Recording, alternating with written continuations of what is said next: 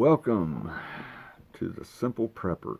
Alright, as far as simple goes, simple is as simple does. Let's see.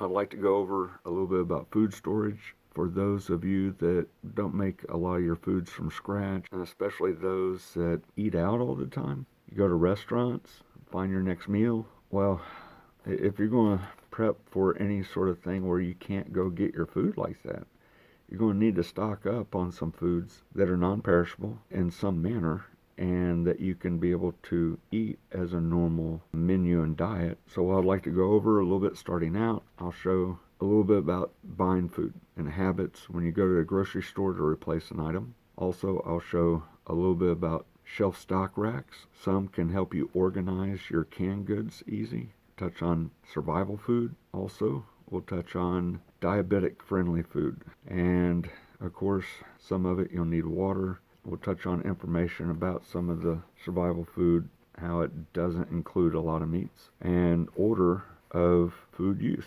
So which food should you use first on that which you stock? You need to figure out your normal menu. What do you normally like to have on a regular basis? Basically, as an intro with this for short-term food storage. If you're thinking of ordering the survival food packets that last you a long time and a lot of it, you need to order a sample pack.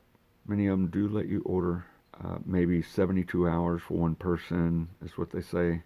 So many calories, so many servings. You need to try it. But from what I've researched, most of it is not like your standard MRE that includes a protein. And if you haven't tried it before, you don't know if you're not going to like it. You need to be able to like it. That'll make your time with having to survive on your food stores much more likable. With a normal menu, if you use it already in a normal diet and normal meals and preparing, like say canned items, my wife and I, when we fix some proteins, or maybe even just fix up some sausage or make up some fajitas, we use some canned products for, say, beans. Canned beans, they're good. Some of them have a little bit of seasoning in them already. You can get them with flavors of different types, whether salted, not, whether they have jalapeno in with the beans, charo. There's a ton of variety of beans. So you can get the beans, go with your protein that way that you're fixing, and maybe have a salad, or it depends on the meal. So when you go to the store, what you want to do is, next time you're going to the store to replace a product, instead of just buying one to replace one, buy two. Then when you eat one, and next time you go to the store, go ahead and buy another two. And keep doing that till you have the depth of how many days of that menu that you want. So, pretty simple. Just plus two. It's not going to be extra expensive that way. Just add it instead of getting it all at once. Plus, you might have product refresh by dates that way, that you'll get a little bit longer lasting product the next times you go with the next purchases. But at least you can start building at a budget rate. You don't have to fork out a ton of money just to have it all there. Or you can do that. Next, where are you going to put all this extra food product? You may not have the shelf space to be able to do it, or to organize shelf space to be able to do it. So I looked online and I took a look at some of the organizing racks and shelf stock racks, as they call them. And there's some pretty neat, nifty little racks out there that can help you with putting, quite a depth of, say, one type of product in a rack. Or if you know the order of your menus for the whole week, you can organize it to where you pull out the cans that you want to go with what proteins and other foods that you're going to fix. So you can organize it that way and then have a rotation with the product you want. Or you can just keep pulling out and restocking the shelf as you go until you get the can you want. But you can definitely help organize your shelf by doing that. Okay, about the survival foods. What I found is it's mostly a lot of calories and starches, not necessarily the most healthy. But if you're going through burning a lot of energy and you need a starchy food, okay. Me, I'm type 2 diabetic. I can't eat it. And it's too bad they don't provide any proteins to go along with, say, it's macaroni and cheese. They have, like, for breakfast, oatmeal. They have mashed potatoes you can mix up and heat up. There's even potato soup, that you can fix up. And they have a lot of different varieties of spice food. They've gone ahead and provided some flavors in some of them, but you need to see if you like them first before you buy a whole bunch of it. However, it's not good for everybody. Being diabetic, I did find a site online called Healthline. They have one article that shows 18 different foods, diabetic friendly, that can have a little bit longer term storage, non-perishable, such as canned and dried. But just remember, with dried foods, you're going to need some water. If you're going to cook rice, you're going to cook noodles, you're going to cook anything requiring water, you're going to need extra water above and beyond what you're saving up to have as drinking water in case your water goes out, say at your home. You're bugging in, not bugging out. And it's hard to carry a lot of water with you if you're going to cook a lot of things that are dried unless you know you're going to have a clean water source. Most of the products that you would want would be already fixed with the moisture in it. You don't get that with a lot of survival food. You might get it in MREs.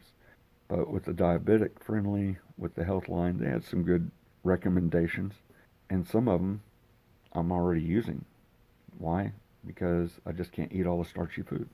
You'll need to find some proteins to go with your starches and good alternatives to fresh produce at the store, as far as in the meat market part, or refrigerated meats, is canned meats such as ham, chicken, tuna, salmon, etc. But you need to find what's better for you to be able to go with particular foods that you have stored to be able to match with those type of meats. Yes, and there's an order of food to be able to use that you want to use first. Anything fresh.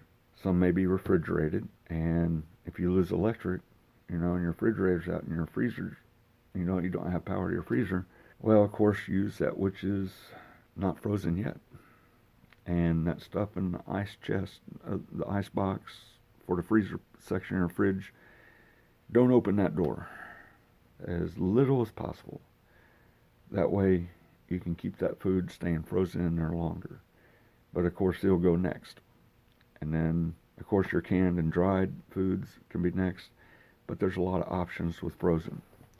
And frozen can be a really good way to already have meals ready to eat that you just need to heat up. Put it in a pan if you have gas cooking, if you still have gas, or if you have maybe a camp stove or grill that runs on propane. And you can heat that pot up over one of the pot burners. That way you can do your reheat on some of your frozen, ready-to-eat meals that just have to be heated. Easiest way, though, to start stocking a working pantry is to use foods. If you don't have the time or ability to be able to make and jar them yourself, then you can get canned foods. Most of it's going to be sides, though. So think about what proteins you're going to need. Because after that, if you still got plenty of canned sides for vegetables and you don't have means of a garden, but you got land and access to be able to hunt or fish, you can still go get your proteins yourself. Start your restock when you go to the grocery store. Buy that too. And the next time you use one of those, then go back and buy two again. And just keep stocking that way so that you can not empty your wallet. I hope that helps. If this helps you, please click like and please subscribe. I will have more videos out as soon as I can get them worked up. I gotta think about this for myself too, so I'm going through this prepping myself. At the same time, I'm hoping to be able to share what I'm starting to do, so hopefully others can benefit from that too. Have a great day. Some of the sides in these survival food packs are like noodles. And if you can't take all the starches in normal noodles, my doctor suggested one for me. He's actually type 1 diabetic, so it really helps to have good advice from someone that knows and has really researched, what you can eat as a diabetic. And that is, for noodles, for pastas, Dreamfield's pasta, he told me, has inulin in it, and the inulin helps, through digestion that is, turn more of the starch into diabetic fiber to help pass instead of be processed, and that way it doesn't jack your blood sugar nearly as high. He said basically, say 1 cup of pasta is equal to about 45 grams of starch. Well, with the inulin in it, through digestion, makes that 1 cup of pasta more equal to 15 grams of starch. So that one's a good supplement for anyone, really, to be a lower starch, less fattening pasta. And my wife likes it. She's actually a second-generation Sicilian that grew up in Chicago, and it gets her vote. Now that means it's okay.